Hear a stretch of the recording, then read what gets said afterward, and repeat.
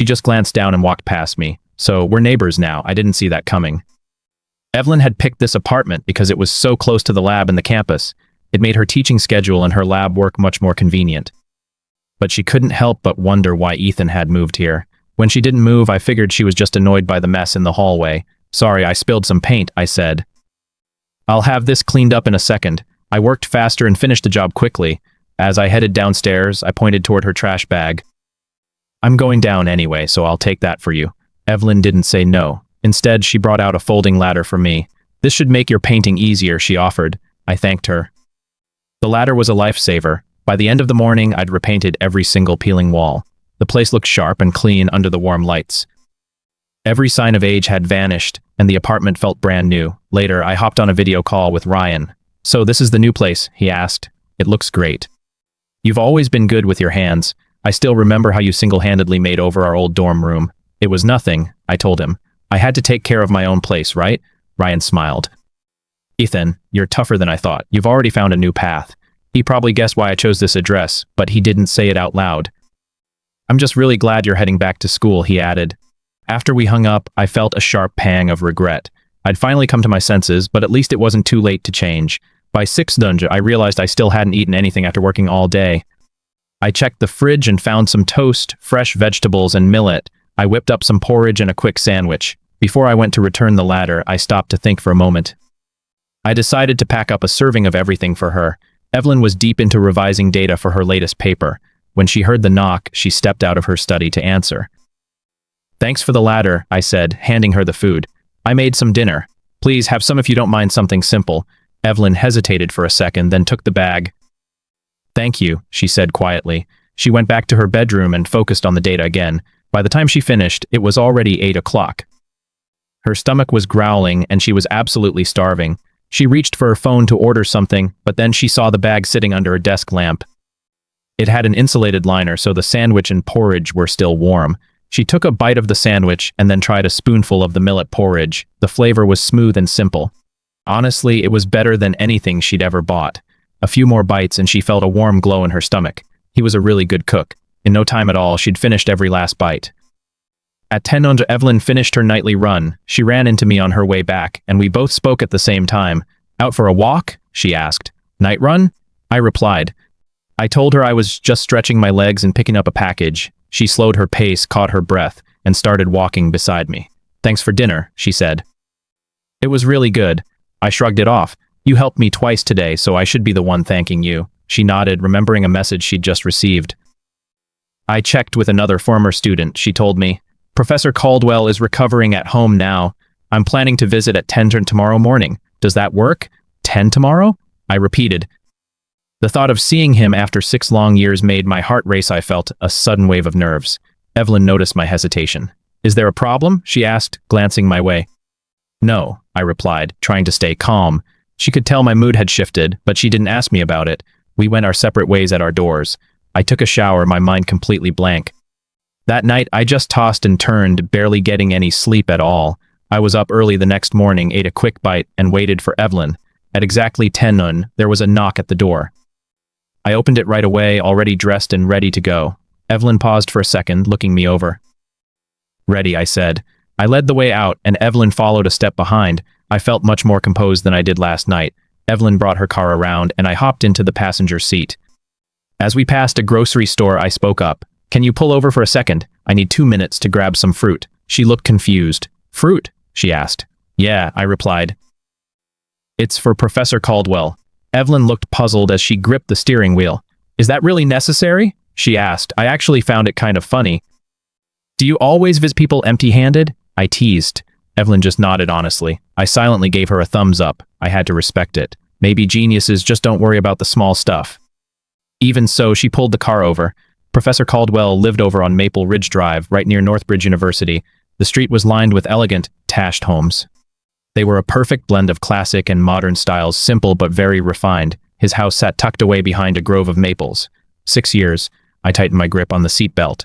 Looking at the fruit basket at my feet, my courage started to fail me. Evelyn sensed my hesitation and looked over at me. Aren't you getting out? She asked. I just need a minute, I whispered. She watched me for a couple of seconds, then gave a small nod. I'll go in first, she said. I was so grateful she didn't push for more. I watched her walk toward the house and took 2 deep breaths. Finally, I unbuckled my seatbelt and stepped out. The flowers in the yard were in full bloom. A light floral scent drifted through the air. Before I even made it inside, I heard Professor Caldwell's voice. My heart started to tremble, and I hurried in after Evelyn. "Professor," she called out. Professor Caldwell was setting down the latest biology journal. "Evelyn, what brings you by?" he asked. Evelyn helped him up, and they slowly walked further inside. "I came to see you," she said. "Are you feeling any better?" He waved it off. "It was nothing. You didn't need to rush over like this.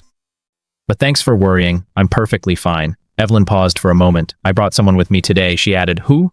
he asked, sounding confused. Professor Caldwell followed her gaze toward the door. I stood quietly in the entryway. My head was lowered, just like a child who knew they were guilty. Professor Caldwell's eyes shook as he took a step toward me. For a split second, I saw shock and a hint of joy, but it quickly turned guarded. He made his expression deliberately cold. "Why are you here?" he asked. I faltered, my voice barely a whisper. Professor Caldwell's voice hardened, and his face went blank. Who was it that swore he had to chase after love? Who said he'd give up everything for it? He demanded. Why come back now? I pressed my lips together as the tears started to fall. "Professor, I'm so sorry. I'm sorry I disappointed you." I was wrong. After a long pause, I asked softly, "Is it too late?" Professor Caldwell finally let out a long sigh, and his expression softened. "Do you have any idea how long I've waited for you?" he asked. 6 years, 6 whole years. I stood there, stunned. I didn't know. Had he really been waiting for me all this time? "What matters is that you've finally come to your senses," he said. I could see the pain behind those words.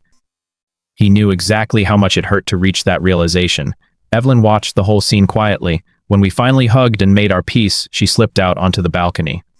She was giving us some space to talk.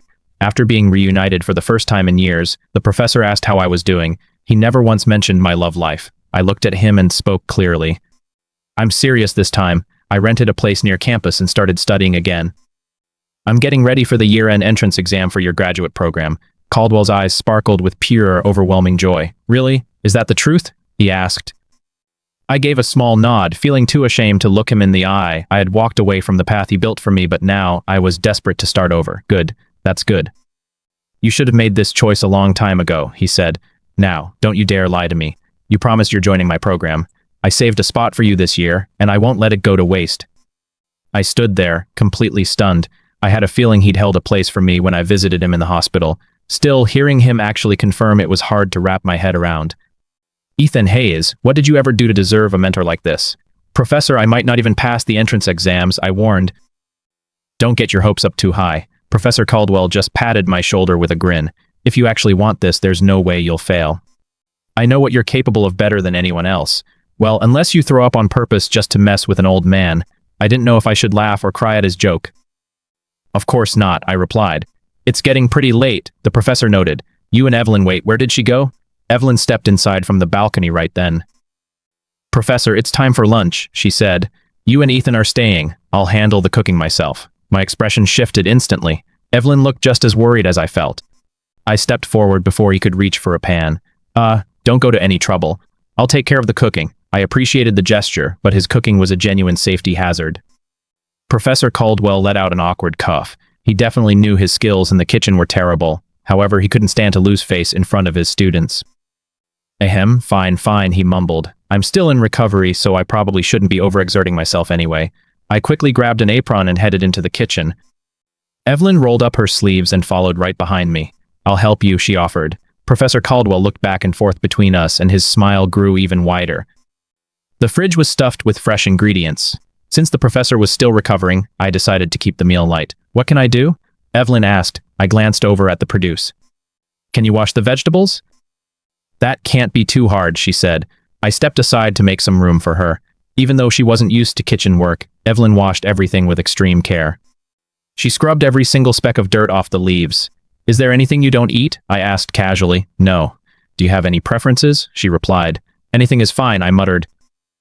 "You're pretty easy to cook for." "I'm finished," she announced. I looked over at her work and couldn't help but laugh. The red peppers and bok choy were lined up in perfect, straight rows. It was clearly the work of a total perfectionist. Evelyn looked at me, looking confused. "What's so funny?" she asked. Nothing," I said, trying to hide my grin. "You can head back out now."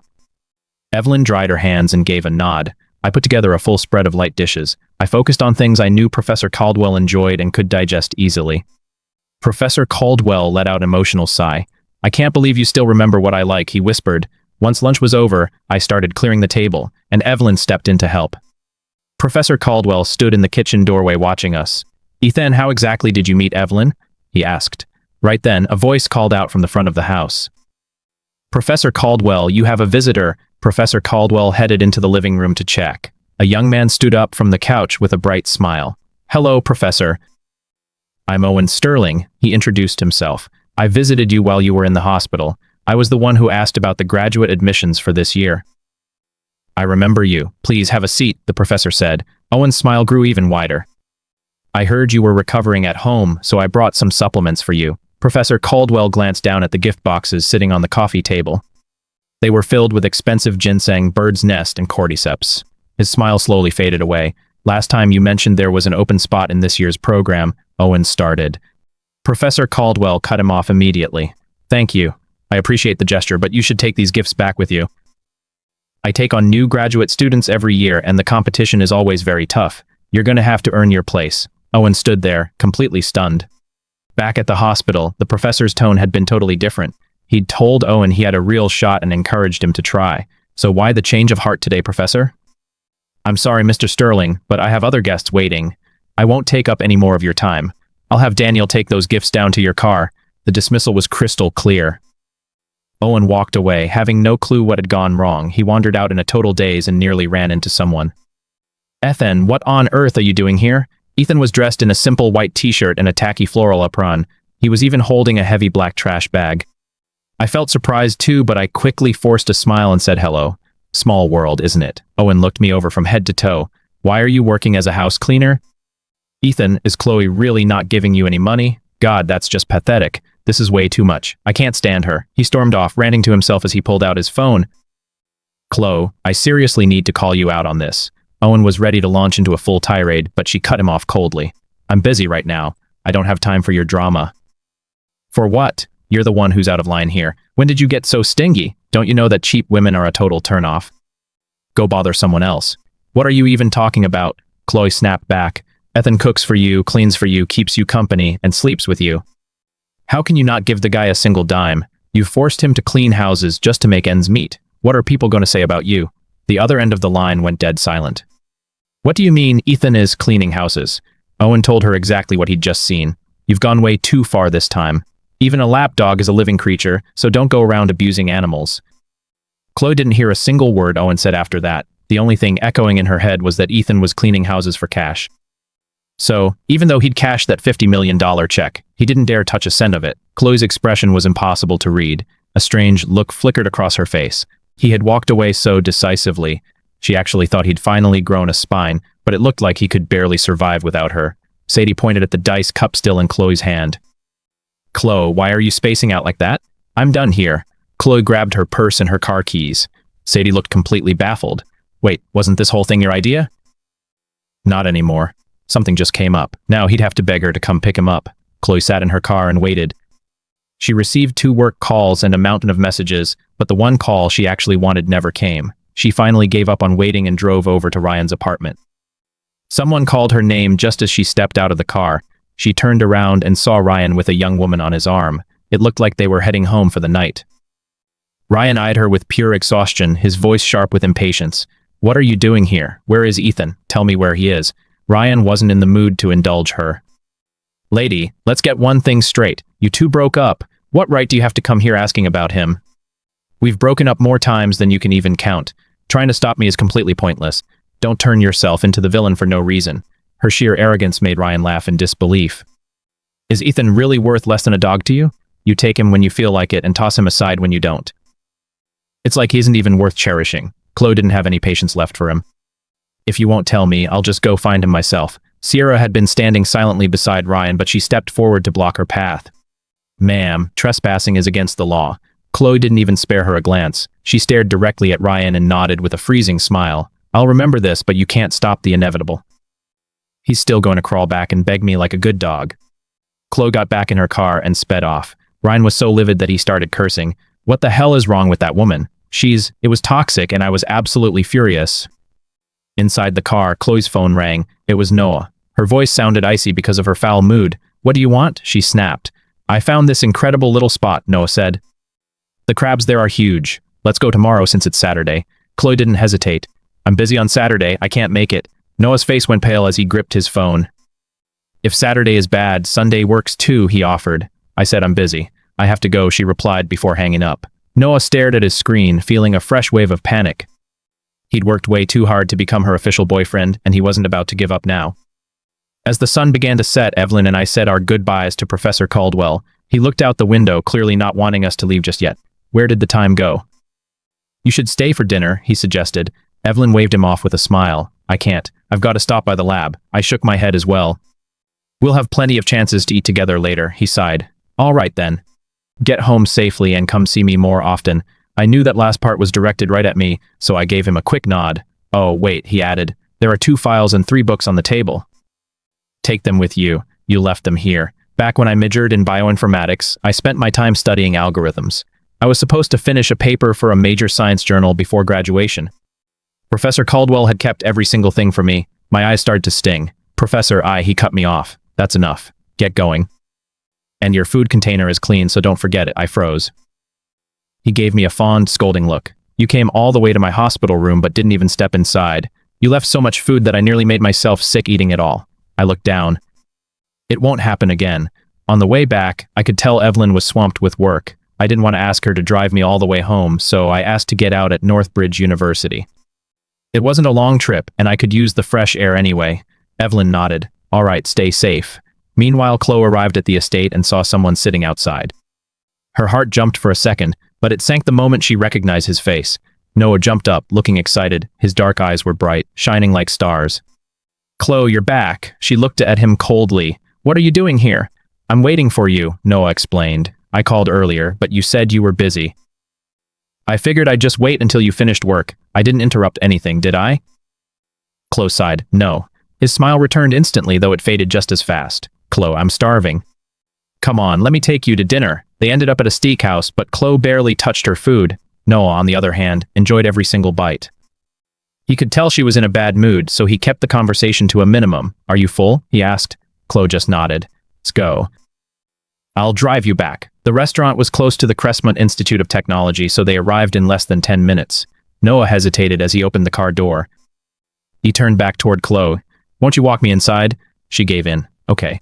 At the entrance of the institute, evening classes had just let out. Students were everywhere, heading out to find food.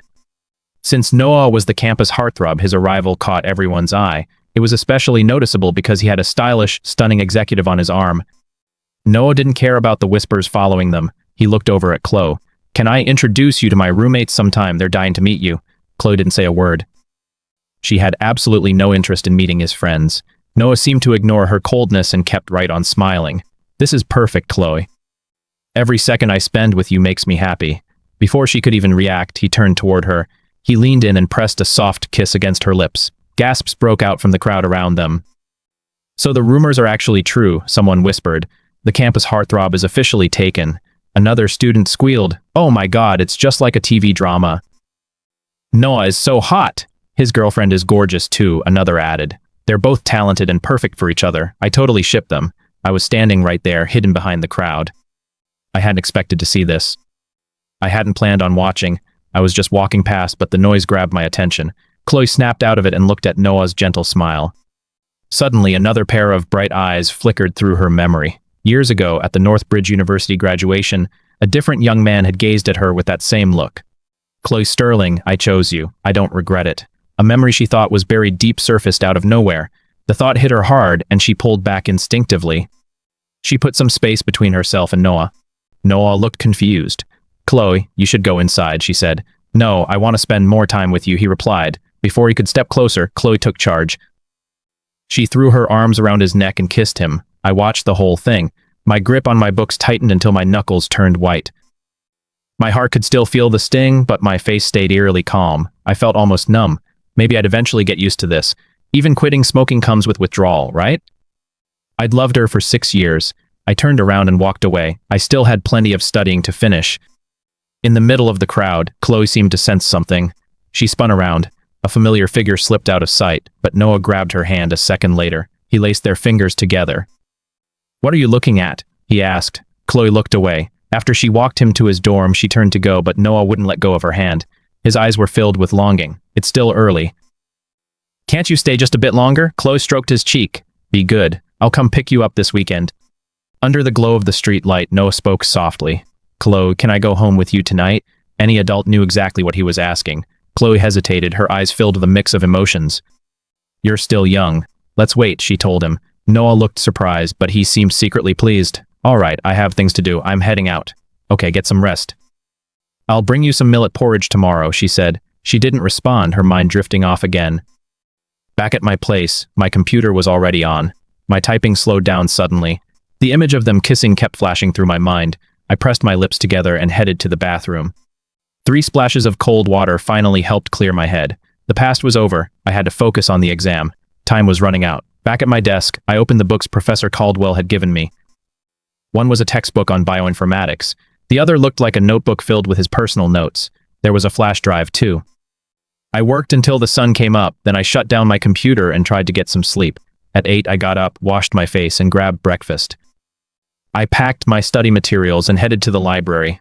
On my way out, I ran into Evelyn coming home. Water was dripping from her folded umbrella. "Morning." "Don't tell me you pulled an all-nighter," she said. "Yeah, I needed to get some data from an experiment." I handed her my warm milk. "Here, this will warm you up." "Thanks," I pointed at her shoulder. "You got wet." "You should change your clothes." Evelyn looked down and saw the damp patch. "I'm heading out," I said. I smiled and walked downstairs. The library was already getting busy, and it wasn't even 9 yet. Before I could go inside, a familiar voice called my name. Ethan Hayes. It was Owen. He was there to talk about graduate school and meet with some university administrators. The rain had trapped him outside the library as he was passing by. He clearly hadn't expected to run into anyone he knew. "Ethan, what are you doing at the library?" "Another side job," he asked. "You must really be desperate for money. Don't worry, though. I told Chloe to be more generous so you can quit these side gigs. Taking care of Chloe is what matters." I heard her stomach was bothering her again yesterday. Before Owen could finish, a voice cut through the air. "Owen, who are you talking to?" A tall, sophisticated woman in her middle years approached. Patricia came to a halt right next to her son. Then, her eyes landed on me. In her mind, I was nothing more than her daughter's cheap, low-class boyfriend. She scanned me from head to toe, her typical disdain hardening into pure contempt. Her eyes flicked toward the library entrance and then down at the books in my hands. Her gaze turned sharp. "Mr. Hayes, what a coincidence," she said, putting a heavy emphasis on the word. Patricia let out a long sigh. "You've really gone to a lot of effort, haven't you? But you can dress up a monkey, and it's still just a monkey. Don't waste these little games on me." "They won't work. Since we've run into each other, let me be perfectly clear. Chloe is never going to marry you. I'll admit, you did look after her all these years. That's worth something, I suppose. Once she's married, there might still be a spot for you by her side, but don't you dare dream of anything more. Learn your place and you might actually last. Do you understand?" Patricia expected me to be grateful, but that's not what happened. Instead, I let out a cold, dry laugh. "Miss Sterling, you can keep your charity. I'm not interested. Besides, Chloe and I are going without me. I've got things to do," she said. She called for another family driver to pick her up. Owen figured she just had another social event and didn't think twice about it. But as soon as she was in the car, Patricia gave the order. "Take me to Sterling Holdings." Chloe had just wrapped up a meeting when she saw her mother storming in with a scowl. Chloe braced herself. "Mom, what are you doing here?" "What? Am I not allowed to be here?" "That's not what I meant," Chloe said, bracing herself again for the coming storm. "Mom, why are you here?" "What? I'm not allowed." "That's not what I meant." Patricia huffed and dropped onto the couch. "If you can't handle your man, I'll do it for you." "Chloe, you should have seen Ethan's attitude." "This is what happens when you spoil him." Chloe's eyes narrowed. "What did Ethan do? You have to ask." "I ran into him at the Northbridge University library. I barely said a word, and he totally went off on me. He called me nasty and mocked me for being uneducated. That's exactly what you expect from a low-ass family. They have no manners. You saw him at the library?"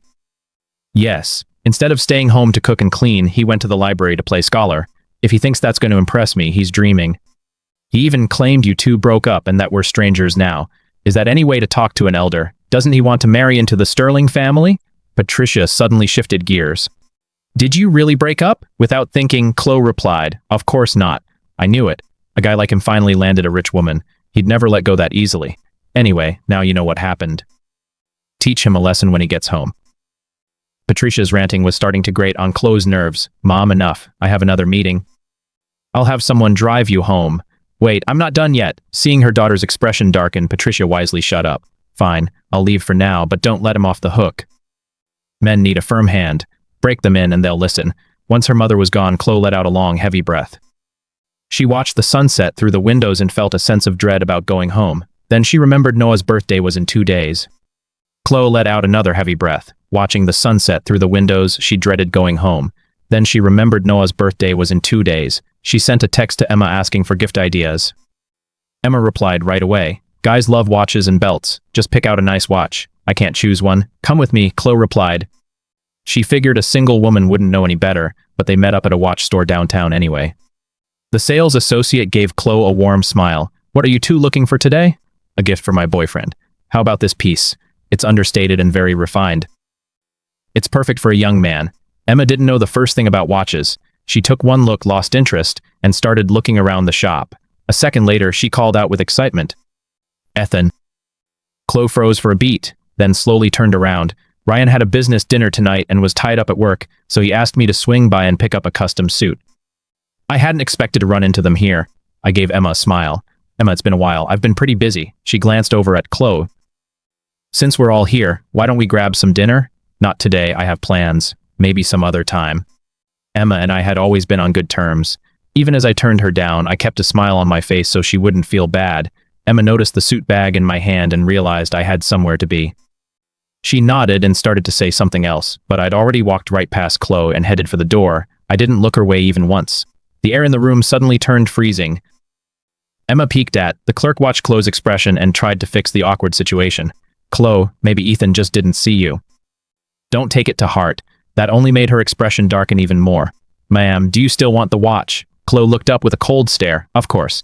Bring me the most expensive one you have. If he doesn't want it, I'll find someone else who will. The party took place at a private estate on Hawthorne Lane. A large crowd had already gathered by the time I arrived. Some people recognized me right away, and their expressions shifted instantly. Chloe used to drag me to events like this all the time. Eventually, my face became a familiar sight to them. They didn't actually know my name. To them, I was just Chloe's boyfriend. However, rumors were already spreading that we'd split up. Showing up alone only made those stories look true, which explained all the judgmental looks. I ignored everyone and went straight to Ryan to deliver his suit. Stay for a bit, Ethan. The food's actually great tonight, Ryan said. I waved him off with a small smile. No, I'm good. Don't drink too much and be careful getting home. Ryan didn't push me to stay. He knew exactly what the people in the room were thinking. He realized that staying would only end up embarrassing me. Got it. I'll have Kevin drive you back. I nodded and turned to leave. Whispers started rising around me as I walked away. Did you see that? He actually had the nerve to show up. How shameless. Another voice chimed in. He was with Chloe for 6 years. That has to count for something, right? What a joke. A third person scoffed. Did you see his clothes? Our chauffeur dresses better than that. Everyone knows he just followed Chloe around like a maid, cooking and cleaning for her. Kevin glanced at my face, looking concerned. Mr. Hayes. I looked completely unfazed by the insults. Let's go. When I decided to walk away from Chloe, I knew scenes like this were coming. Kevin spoke softly, trying to offer some comfort. Wait here, Mr. Hayes. I'll go grab the car. I told him okay and waited. I stood outside the hall and watched the sunset while a soft breeze blew past. Then a lovely, slightly tipsy voice called out my name. Ethan Hayes. I turned around and our eyes met. What a coincidence, Brooke said, swirling the wine in her glass. A sense of quiet delight shone in her dark eyes. It's been such a long time. I never expected to run into you here. Let's see. The last time we met was probably at your graduation, she continued. What a shame that was. Chloe threw me out before I could even give you those flowers. I felt a bit awkward and shifted my weight. I have somewhere to be. Excuse me, but Brooke wasn't ready to let me walk away just yet. For years, Chloe treated you like you were her property. She kept you hidden away at home. Seeing you was almost impossible. I frowned as my polite smile faded. What are you trying to say, Brooke? She stepped closer. You rejected both of us back then. You only chose her because she chased you longer and refused to give up. But did you ever wonder why she was so persistent? She wanted to beat me more than she actually wanted you. In that moment, the truth tore my already broken heart open again. What I thought was true devotion was really just a woman's competitive need to win. My face went pale and I saw a flash of pain in Brooke's eyes. She reached out toward my face, but I stepped back before she could touch me. Miss Sinclair, please respect my boundaries. She sighed. Drop the act, Ethan. I know you and Chloe broke up. So be with me instead. I'll cherish you way more than she ever did. Whatever you want, I'll do my best to give it to you if you'll be with me. Whether it was 6 years ago or right now, Brooke's heart still raced whenever she saw me. She knew she had never truly moved on. I just laughed. I just escaped one fire. Why would I jump straight into another one? It was nice seeing you, Miss Sinclair, but we should go our separate ways from now on. I turned and walked away. Whether it was Chloe or Brooke, I wanted nothing to do with either of them. I didn't want anything to do with either of them. Honestly, they'd better just leave me alone too. Brooke watched me walk away and her eyes grew dark. She let out a soft sigh. Ethan, do you really think you can escape me? She whispered to herself. Neither of them realized that someone had been watching the entire exchange.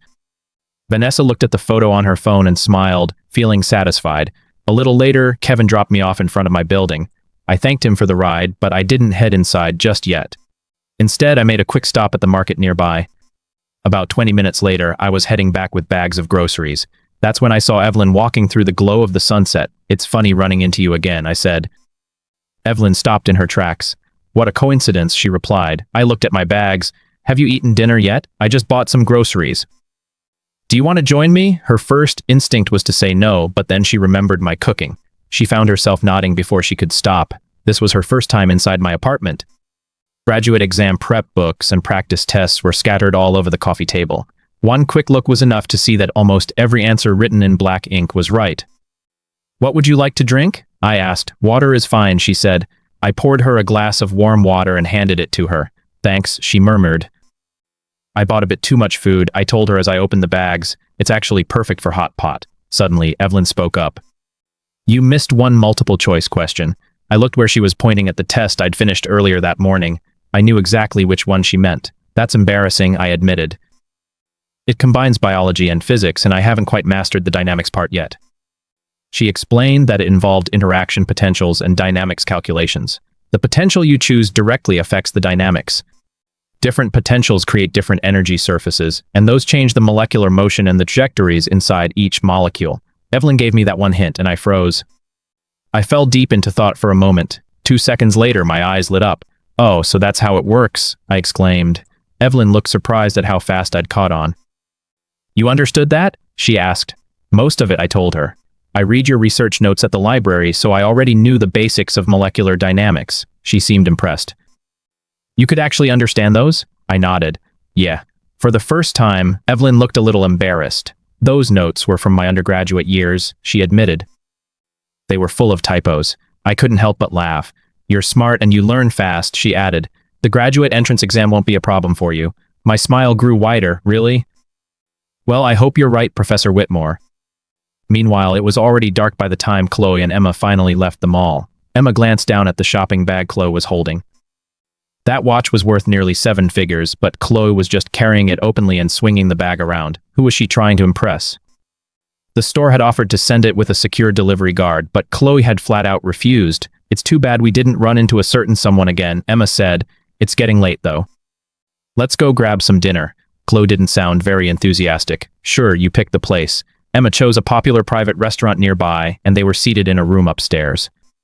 A server brought them the menus. Emma studied hers until her eyes almost crossed. She noticed Chloe hadn't said a single word, so she tried to start a conversation. I heard the Cantonese food here is amazing, Emma said. It's very authentic and they have a lot of options. Chloe, you can choose whatever you want. Ever since they left the watch store, Chloe had been completely distracted. She couldn't stop thinking about how I hadn't even looked at her. I had walked right past her like she was a total stranger. Her frown wouldn't go away. I had treated her like she wasn't even there. Plus, she knew I'd already moved out of Ryan's place. So why hadn't I come home yet? How long was I going to keep this up? Her thoughts were a mess. Tangled mess. It wasn't long before the plates started arriving one by one.